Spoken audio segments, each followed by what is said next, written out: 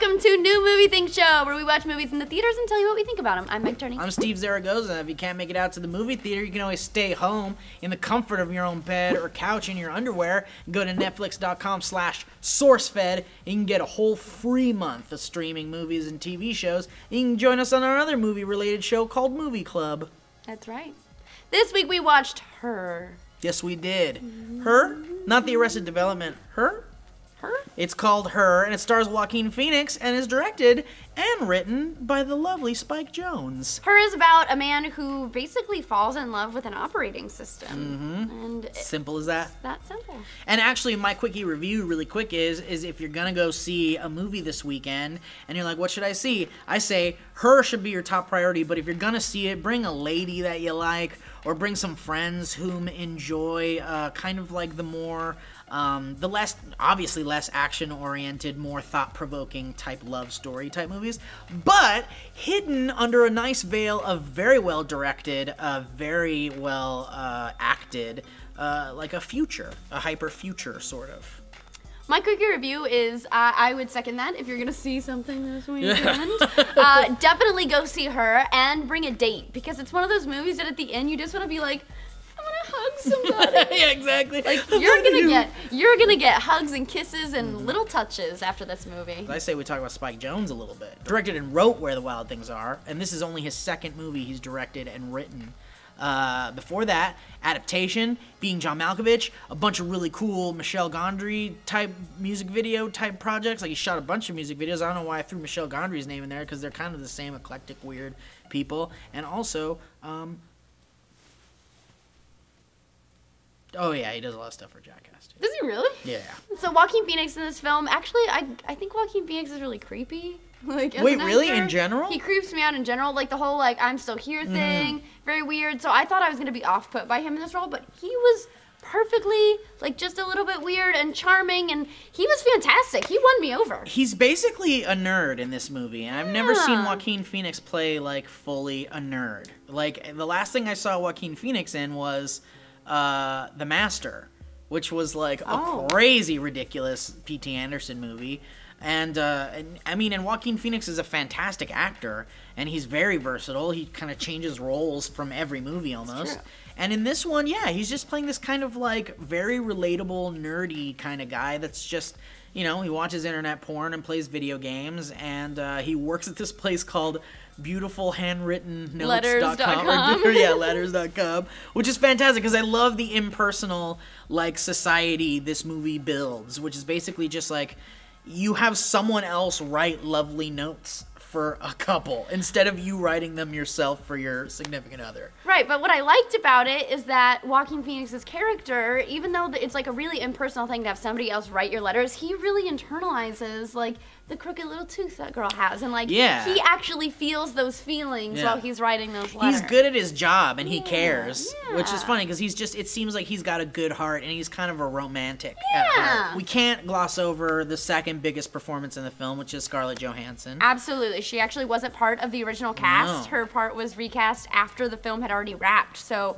it's kind of crazy that the chemistry you feel like they have between them is non-existent, basically. They were completely separate. Yeah, especially since the original girl who did the voice of Samantha was on the set every day. Right. And was there, like, actually reading lines while Joaquin Phoenix is acting, so you had that kind of, like, personal, like, intimate thing going on. Scarlett Johansson is amazing in this film. She's lovable and believable, and you fall in love with her a little bit because she's got that, like, I love Scarlett Johansson's voice. I just love Scarlett Johansson, but her voice has that kind of, like, scratchy, like it's a little gruff, but it's also, like, there's just something so soft and, like, soothing about her voice. What I like about Scarlett Johansson is she kind of, like, she does these, like, micro laughs where she's, like, laughing at herself or, like, kind of, like, second guessing herself, and it's very charming. Like, I don't know. It's, well, also when she sings in the movie, I thought that was very sweet and very, like, it sounded great. I want that track.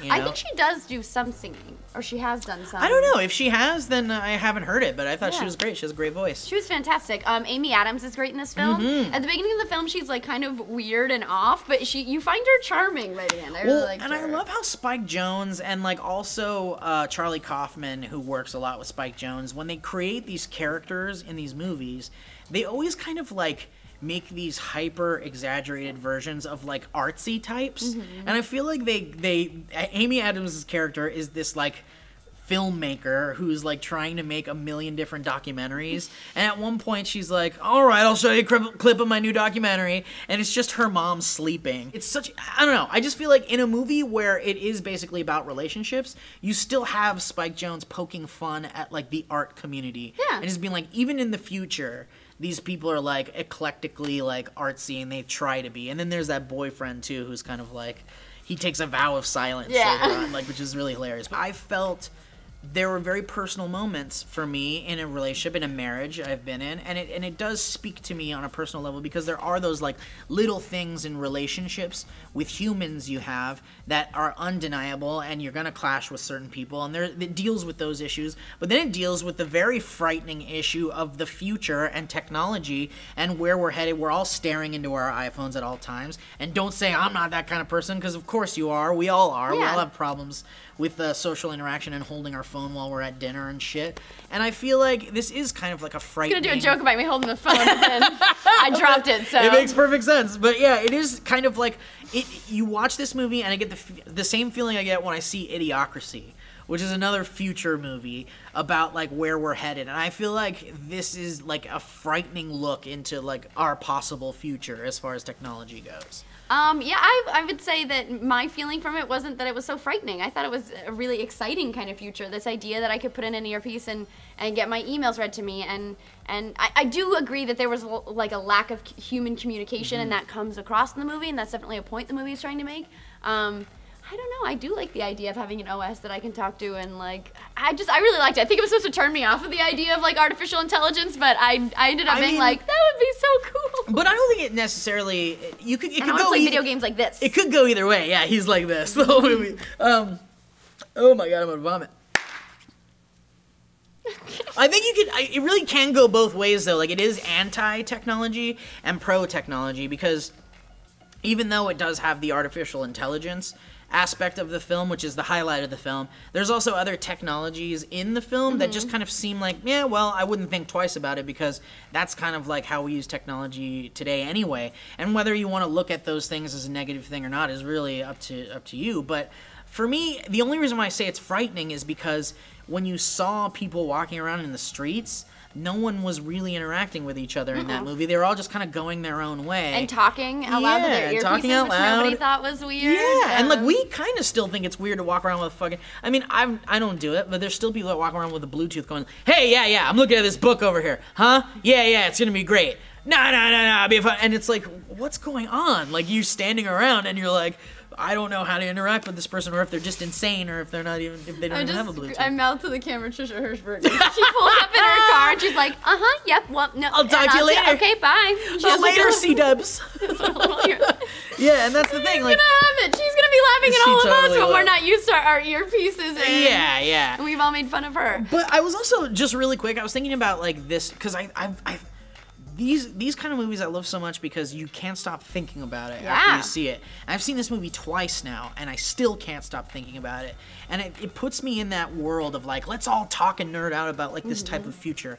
And I feel like, as someone who's married and lives with my companion and shares a home with that person, that kind of technology wouldn't really work in a relationship type scenario. Like, I don't want to, like, if my wife is hanging out with me in the living room, I don't want to be sitting over here having a completely different discussion with this thing that doesn't exist and go like, hey, Sarah, I'll see you later. I'm going to go hang out with my AI thing or whatever. Like, Sarah's my best friend. And I feel like this, like, AI thing is kind of like your best friend in a way.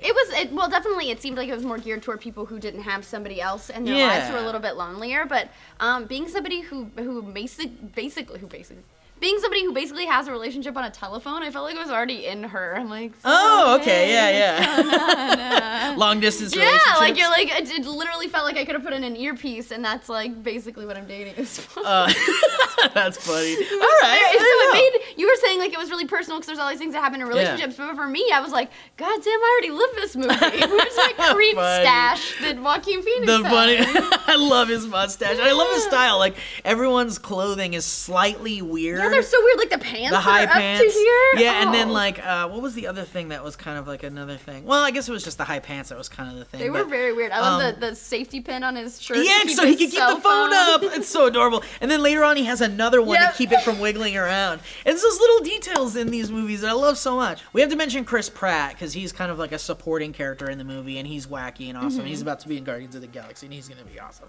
But I love his in one moment in the film. Well, we'd spoil it, but he's great in the movie. That's all I have to say about it. He's fantastic. So final thoughts. I thought this film was fantastic. I loved it. I loved the aesthetic of the movie. It looks really, really cool. You can tell which scenes are shot in LA and which are shot in either Japan or China. And so it's really interesting to try and put those together. It gives you like this disorienting kind of feeling, which was really neat. I think definitely take a date to this because they're going to want to touch you afterwards and you're going to have a good time. Oh, yeah. In some Whether way. a handshake or a hand job. Oh, with their mouth. 1-800-BLOWIES. You're going to have a great time. And please go see this film. I'm going to give this one a 9 out of 10. Awesome. That's exactly the score I want to give it too, because I don't find it perfect, but it's as close to a perfect film as possible. And again, it's these kind of movies that, like, as soon as I'm done watching it, if I want to watch it again immediately, then that to me is a hit movie for me and a movie that I absolutely will enjoy. So I want to buy this movie. I want the Criterion version of it. Inevitably, I know it's coming. And I want to immerse myself in more of this movie. Like, I don't want sequels, per se, but I want to read all the thoughts Spike Jonze had going into this movie and the people he consulted about the technology and all that cool stuff. We're not the only ones who reviewed this film. Right now on IMDb, it has an 8.6 out of 10. Not bad. And also on Rotten Tomatoes, there's a 92% from critics and 85% from users, which is pretty cool. Yeah. Not bad. Really critics like it. Yeah. Yeah. And you know what? It's funny because, like, this is a 2013 movie. So, and I'm trying to think of, like, my favorite movies of 2013. And really, when I think about the whole year, this one stands out the most to me. And it's maybe not fair because it's, like, one of the last movies I saw of 2014 and certainly the most recent that I saw of 2013. But, I don't know. When I think about all the movies I saw, it really is maybe my favorite of last year. Yeah. I really liked it, too. Guys, that's it for New Movie Thing Show. Don't forget, if you don't want to go to the theater this weekend or you can't, you can always stay at home and watch Netflix. Go to netflix.com/SourceFed to get a free month of instant streaming. And then you can join us on our other movie show, Movie Club. I'm Meg Turney. And I'm Steve Zaragoza. Hold on a second, Meg. Hi. Yeah, Joey? Listen, look, I'm telling you, I want you to be a woman. I tried changing you to woman from the very beginning, and you just want to stay a guy. I don't care if it's based off of my personality. This is not what I want. All right, hang on. Really, this is going to be so weird. I mean, right in front of everybody? God, it's so weird. I'm ready for this. Okay.